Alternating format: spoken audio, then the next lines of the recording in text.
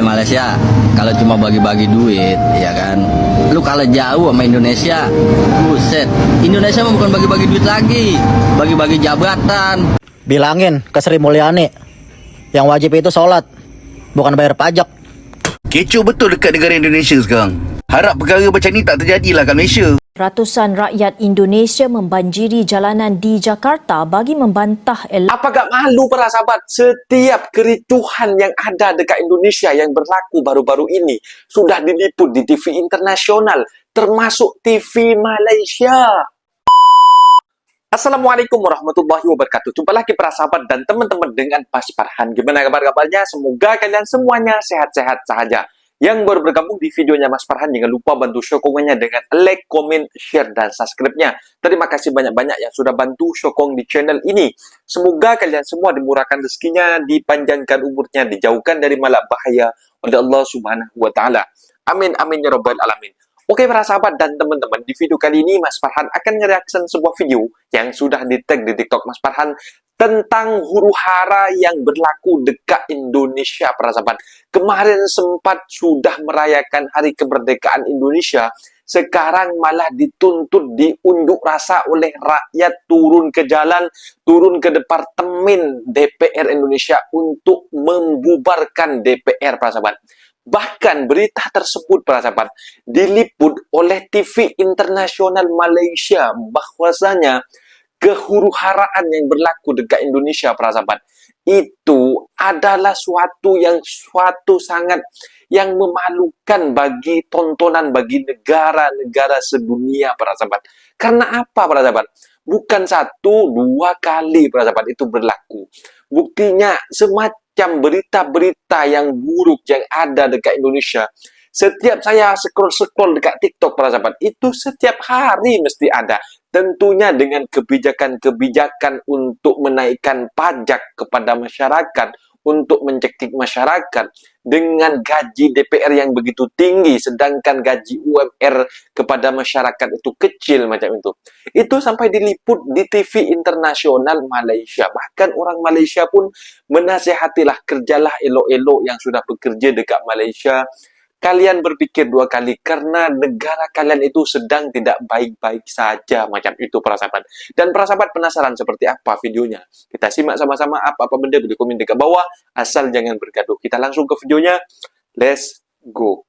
Korang tahu tak dekat Indonesia sekarang ni tengah ada satu demonstrasi besar-besaran dekat depan bangunan DPR. Demo 25 Bangunan Agustus. DPR ni dia Tolak sama tunjangan lah anggota lebih DPR kurang itu. macam parlimen dekat Malaysia ni. Dan mungkin korang tertanya tau, kenapa sampai ada demo tahap macam tu sekali? Apa punca dia? Okey, jom dalam video ni saya explain. Akan tetapi, daripada apa yang saya nampak secara kasar lah, saya boleh rumuskan yang demo ni sebenarnya berpunca daripada satu jurang besar antara polisi yang nampak macam self-rewarding untuk wakil-wakil rakyat, tapi realitinya hidup rakyat makin susah. Antara sebab kenapa dia meletup adalah pasal isu elon rumah untuk ahli Parlimen Indonesia yang dikatakan mencecah 50 juta rupiah.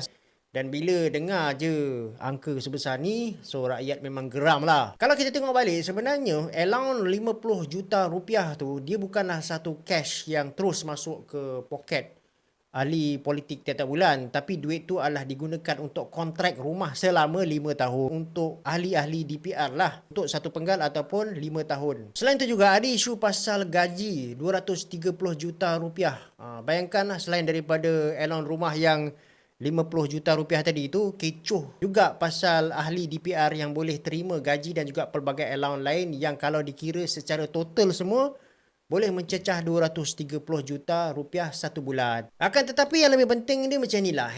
Ini satu kejadian ataupun peristiwa yang boleh membuka mata wakil-wakil rakyat dekat Malaysia jugalah.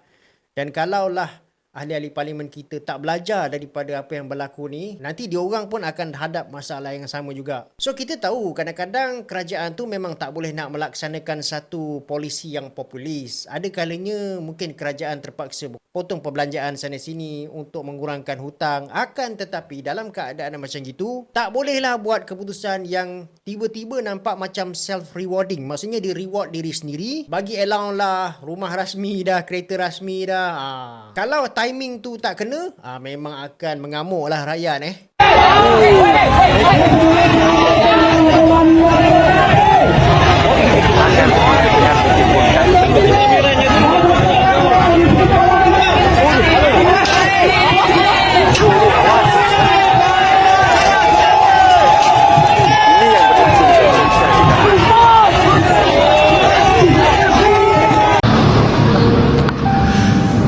Malaysia, kalau cuma bagi-bagi duit, ya kan, lu kalah jauh sama Indonesia. Buset, Indonesia mah bukan bagi-bagi duit lagi, bagi-bagi jabatan, bagi-bagi makanan buat bocah sekolah, bergizi lagi, walaupun banyak yang keracunan. Bagi-bagi 19 juta lapangan pekerjaan, tapi banyak yang pengangguran. Tuh, Indonesia lagunya begitu. Belum lagi bagi-bagi duit mah ya elah kecil. 5 tahun sekali Indonesia bagi-bagi duit tuh pejabatnya, ya kan? Buat apa? Ya buat naik dia. Kira udah naik lupa, diinjek-injek dah rakyat, kan sialan. Tuh. Makanya kalau cuma bagi-bagi duit setahun sekali pas hari kemerdekaan, udah jangan diumumin dah. Malu sama Indonesia, bener. Indonesia malu. Bilangin ke Sri Mulyani, yang wajib itu sholat, bukan bayar pajak. Katanya Indonesia 2045 ini Indonesia emas, gue sih nggak yakin dia. Sekarang kita lihat aja sendiri, pemerintahnya juga udah nggak becus, menterinya juga menteri titipan. Aduh, gue lihat Indonesia hari ini sih fuck up banget. Dari ekosistem bisnis nggak ada yang bagus. Lu UMKM aja dipajakin. Sedangkan di Amerika di sini, ya kalau misalnya contoh gue udah beli barang gitu ya di Amazon, gue yang harus tanggung pajaknya. Sedang di Indonesia itu UMKM yang harus nanggung. Terus udah gitu ongkir juga kadang UMKM yang nanggung. Udah gitu pemerintah banyak oknum yang akhirnya main sama importir dari Cina, pengusaha Cina untuk mereka masukin barangnya ke Indonesia. Ya habis lah di Indonesia. Sekarang lo mau bisnis kayak apa lagi? Bingung.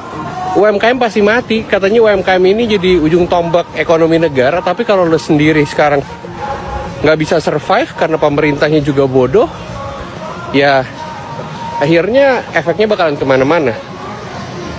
Gue juga kemarin sempat kesal ya, kayak kemarin Sri Mulyani bilang ini guru beban negara atau apalah, mau dibilang AI atau segala macam, tapi intinya adalah tunjangan buat guru juga nggak bikin guru sejahtera. Sekarang DPR gaji naik, guru sedangkan gaji sebulan 150.000 dibayarnya 6 bulan. Indonesia mau jadi kayak apa? Nggak bener gitu loh. Dan menurut gue kasihan akhirnya orang-orang di Indonesia yang hidup dengan tingkah pemerintah dan pejabat yang seperti itu. Lu kalau di Indonesia doang sih nggak maju sih, bener nggak maju. Karena ekosistemnya nggak mendukung. Lu lihat kenapa Cina banyak orang-orang kaya baru, ya karena memang negaranya maju. Akhirnya iklim investasinya berjalan baik, iklim ekonomi bisnisnya berjalan baik, dan ujung-ujungnya apa? Ya akhirnya banyak orang yang bisa lihat peluang dan mereka usaha dan mereka berhasil. Di Indonesia lu berhasil sedikit dimintain pajak, lu berhasil sedikit diperes, lu berhasil sedikit di black campaign, kan goblok ya. Betul. Banyak yang akhirnya menurut gue mati gara-gara begitu semua. Jadi wah susah sih lu hidup di Indonesia. Aduh, gue udah bingung.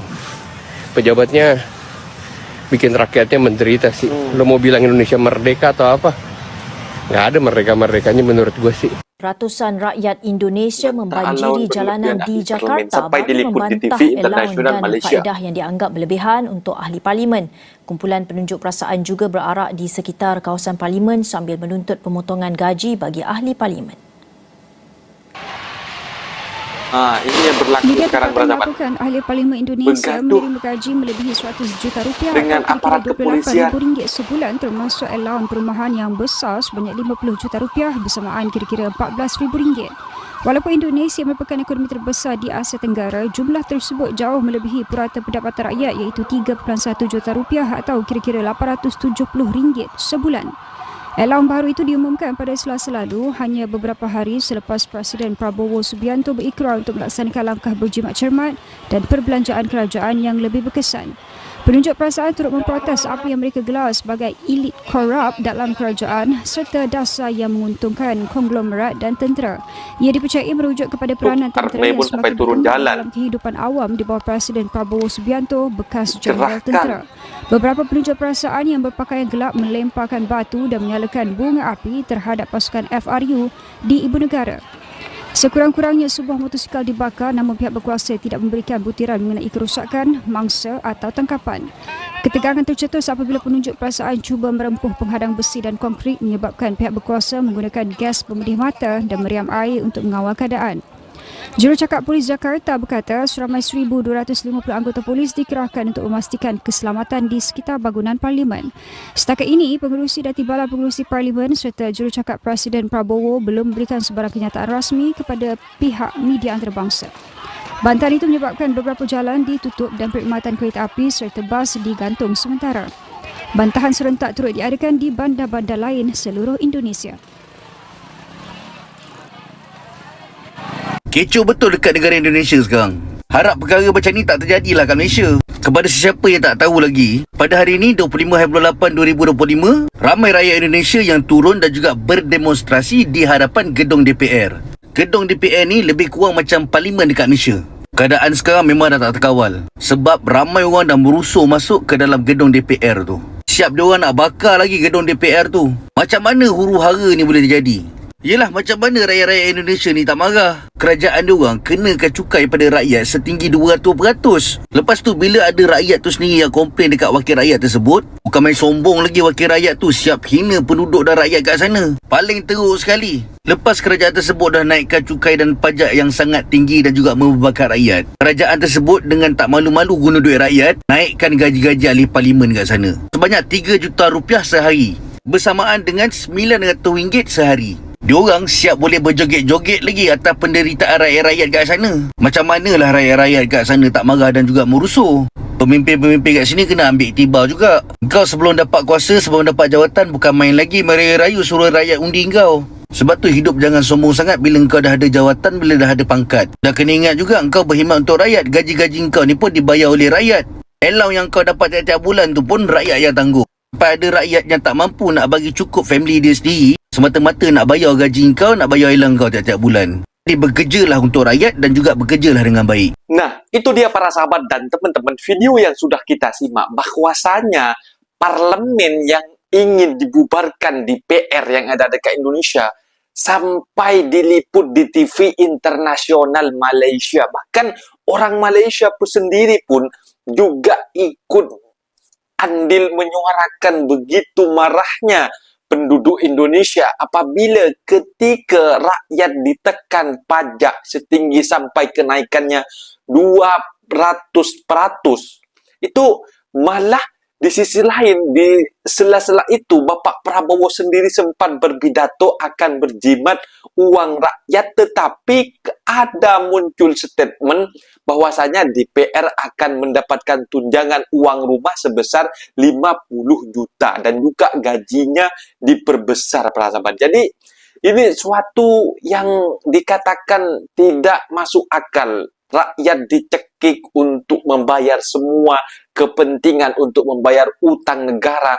Negara yang berutang, rakyat yang dicekik, para sahabat. Sedangkan yang dimaksud berhutang, negara itu berhutang untuk rakyat, itu hanya segelintir saja yang mendapatkan subsidi ataupun yang mendapatkan bantuan.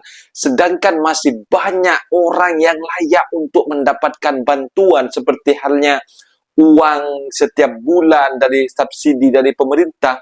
Itu masih banyak yang meleset, para sahabat. Orang yang betul-betul miskin tidak mendapatkan bantuan dari pemerintah, dan sedangkan bantuan tersebut didapat oleh secara gotong royong dari uang pajak masyarakat, dengan uang pajak kendaraan dan uang pajak tanah, itu untuk kepentingan membayar orang yang menjadi pemimpin dekat Indonesia ataupun DPR sekalipun, para sahabat.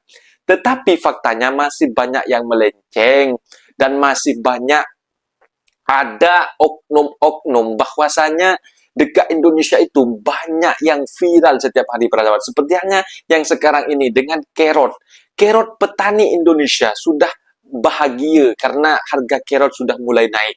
Tetapi ada juga pejabat-pejabatnya yang bekerja sama dengan importir dengan China, mendatangkan produk China ke Indonesia.